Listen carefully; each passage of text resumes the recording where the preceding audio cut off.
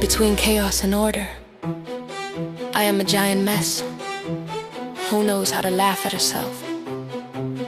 An air spirit carrying her mind up in the clouds, somewhere inside her la-la land. I kept showing up unapologetically as me.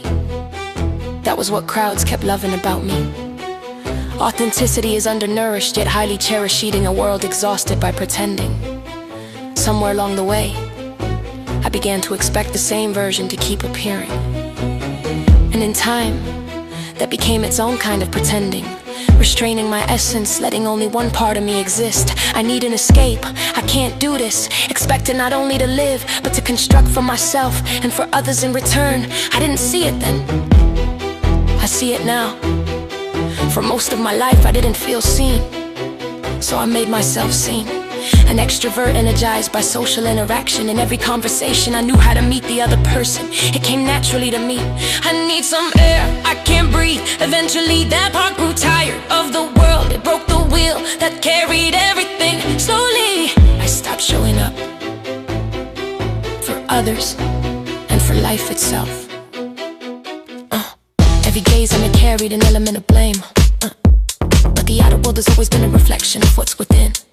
I stayed long enough for the blame to be pinned, even as it rose from inside me. My heart used to drop a dream and tell every shade, but now its echoes feel like strangers living within. The same question kept returning: what is happening to me? I've been feeling numb, not particularly bad or good, just numb, avoidant, effortless, like a ghost, living as if I'm here but not really. I don't care about anything. I hate it when people meet me with consoling words wrapped around sympathy. When I say I retreated, didn't told my own well, but what if I'm happy just being still? The fear lives in me, the fear of throwing away everything I've ever built. That's when my thoughts split. Some days I believe this shift will reveal something groundbreaking. Other days self-doubt forges itself like a second skin. I'm far from clarity, I'm standing in between a place where I don't have the energy to do more, yet what I give still feels lacking. Disappointed, my shifting pattern slips into autopilot while I try to make sense of my inner world. Yet somehow this doesn't feel like erasing myself. No, not abandonment neither. If anything, there's a quiet kind of calm relief in it. It makes me wonder if this is me finding myself. I see it now.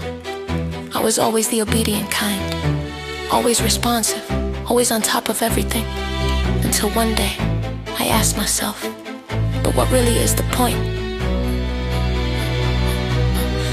I had built a life full of motion, forgetting myself in its rhythm, leaving no room for rest to exist. I'm not depressed, I didn't give up on living. This is the little girl in me, reacting. She asked for play, fueling my imagination with countless dreams and hazards and possibilities. I owe her everything, and if she wants to rebel against the structure I built to survive, let it be. My war has always been within.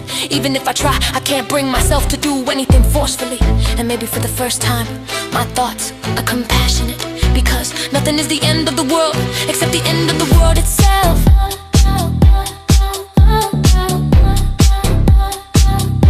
end of the world itself.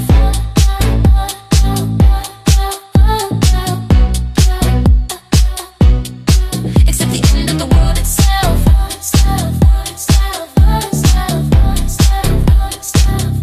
end of the world itself.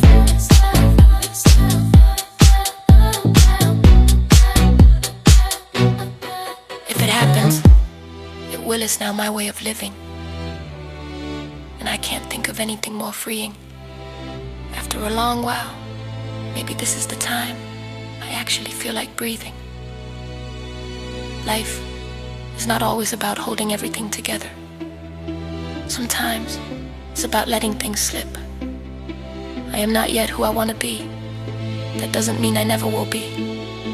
In truth, I'm not really rushing to get there, because I'm sure of one thing. In a world of endless expectation, it's easy to mistake pressure for purpose.